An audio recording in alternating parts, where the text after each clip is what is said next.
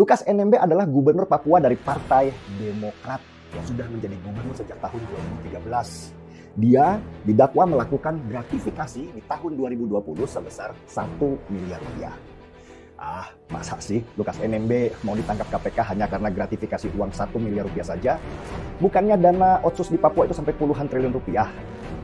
Bentar dulu. Kasus gratifikasi itu hanya pintu masuk saja buat KPK untuk menyelidiki kasus yang lebih besar lagi yang melibatkan Lukas NMB.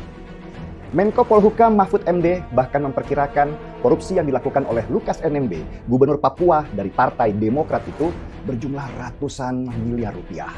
Dan Mahfud MD nggak asal ngomong. Dia juga punya bukti dari PPATK transaksi gelap yang dilakukan oleh Lukas NMB. Kecurigaan itu memang datang dari PPATK yang akhirnya memblokir 11 transaksi keuangan Lukas NMB sebesar 71 miliar rupiah. Dan itu baru uang yang kelihatan, belum yang masih dalam penyelidikan yang diperkirakan sebesar ratusan miliar rupiah. Dan yang parahnya, transaksi sebesar 71 miliar rupiah itu diatasnamakan anaknya Lukas NMB sendiri. Yang mencurigakan lagi, PPATK mempunyai bukti bahwa Lukas NMB melakukan setoran tunai ke kasino judi di Singapura sebesar 500 miliar rupiah atau hampir setengah triliun rupiah. Juga ada transaksi pembelian jam tangan senilai 550 juta rupiah. Dan diduga kuat Lukas NMB melakukan money laundering atau pencucian uang terkait harta yang dikorupsinya.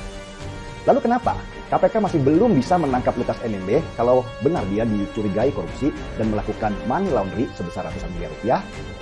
Disinilah liciknya Lukas NMB. Dia menebar uang ke sejumlah elemen masyarakat di Papua yang selama ini menjadi pagar betisnya. Demo besar melindungi Lukas NMB terjadi di Papua dan membuat situasi di Papua itu jadi mencekam. Toko-toko tutup karena takut terjadi kerusuhan. Lukas NMB menjadikan masyarakat Papua sebagai tameng hidup untuk melindungi dirinya dari penangkapan. Negara jadinya harus hati-hati dalam menangani ini karena bisa saja terjadi kerusuhan di Papua hanya gara-gara satu orang Lukas NMB. Pendekatan-pendekatan terus dilakukan supaya masyarakat Papua tenang dan tidak terprovokasi. Lukas NMB sendiri dengan liciknya menantang KPK untuk datang ke Papua memeriksa dirinya di sana, bukan di Jakarta. Tetapi KPK juga pintar mencium adanya perangkap yang sedang dibangun untuk membuat kerusuhan besar di KPK.